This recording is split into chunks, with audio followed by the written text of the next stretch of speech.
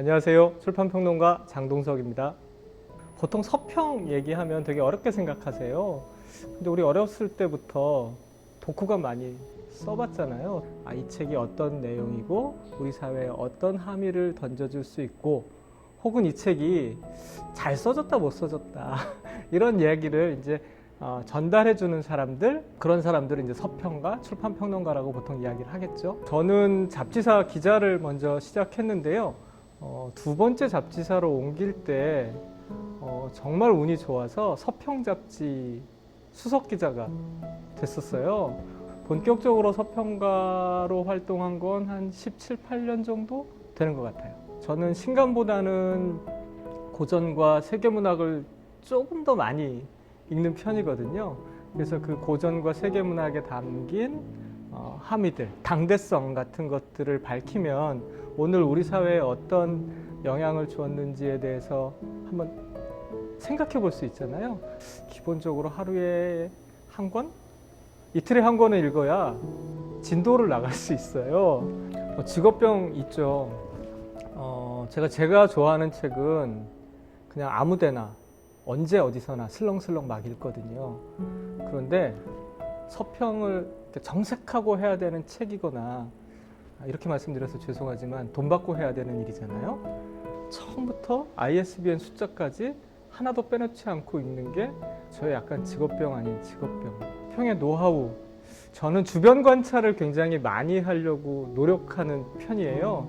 그러니까 그 책이 사실 사회와 어떤 관계를 맺고 있는가를 유심하게 보는 편인데요. 그래서 항상 서두를 저와 제 주변 이야기로 시작하는 편이에요. 몇 년 전에 야구에 관한 책 서평을 할 일이 있었거든요. 저희 아들이 야구를 굉장히 좋아하고 저도 야구광이거든요. 제가 쓴 글 중에는 가장 큰 호응을 받았던 기억이 나요. 어떤 책을 썼는지는 기억이 나진 않는데 구체적으로 제가 쓰고 싶었던 책에 대한 글은 확실하게 기억이 나요. 그러니까 채털리 부인의 연인이라는 D.H. 로런스 작품인데요. 채털리 부인의 연인이 한국 사회에서는 아직도 약간 금서 같은 분위기거든요.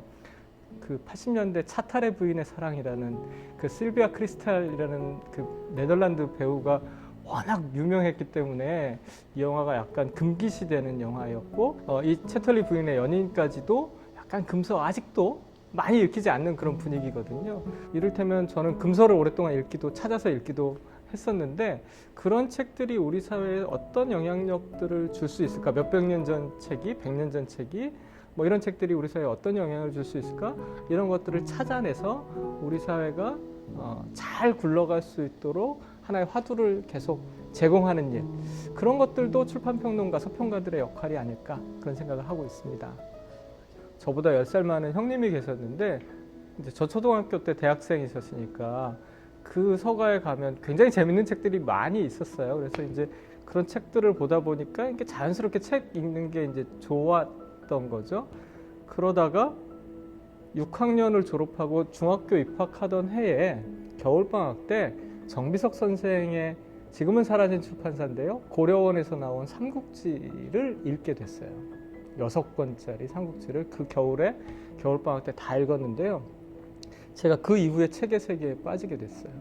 삼국지 때문에 출판평론가 하고 있다? 이렇게 얘기해도 과언이 아닐 것 같고요. 삼국지도 우리나라에 굉장히 많은 분들이 쓰셨잖아요. 이문열 삼국지도 있고, 김홍신, 황석영, 박종화, 김구용, 엄청나게 많은 버전들이 있는데요.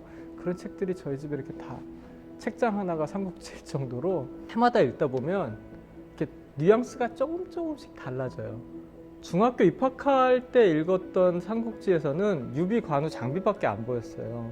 왜냐하면 사춘기 청소년들이 오로지 친구의 세계에만 빠져 있잖아요. 그러니까 당연히 유비, 관우, 장비밖에 보일 수 없었죠. 근데 시간을 두고 계속 읽다 보니까 어떤 해에는 조조가 눈에 밟히기도 하고, 어떤 해에는 제갈공명이 눈에 밟히기도 하고, 책은 한 번 읽고 그냥 버려두는 것이 아니라 계속해서 읽으면, 특히 고전은 계속해서 읽으면 그것이 우리에게 주는 뉘앙스들이 달라지거든요. 의미가 달라져요. 그런 것들을 느끼기 위해서 이 직업을 선택한 거 아닌가라는 생각을 할 정도로 저는 뭐 한 번 읽은 책 계속 읽기도 하고 위대한 개츠비는 집에 한 대여섯 권 정도 있는 것 같아요.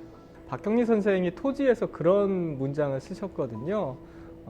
순결한 마음과 순박한 열정으로 목적지에 도달해야 된다. 뭐 이런 뉘앙스의 말씀 글을 쓰신 적이 있는데 제가 그 뒤에 워딩이 굉장히 항상 의문이었어요.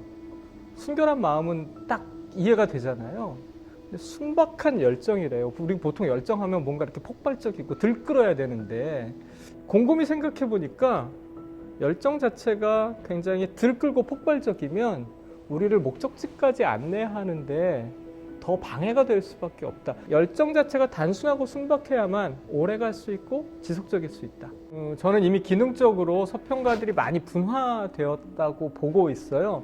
정말 그 고전, 저보다 훨씬 더 깊이 들어가서 고전의 뜻과 그 의미들을 해석하시는 분들도 있고 새로운 컨텐츠를 개발하기에 정말 매진하는 분들도 계세요. 서평의 영역이라는 게 사실은 이제 새로운 컨텐츠를 만들어내는 영역으로까지 이제 진출하고 있다 이렇게 봐야 되니까 지금 서평가의 스펙트럼은 기획 단계에서부터 독자들에게 전달하는 데까지 굉장히 폭넓게 포진해 있다 이렇게 말씀드리고 싶네요. 저는 약간 그 중에서도 뒤처져서 계속 따라가고 있는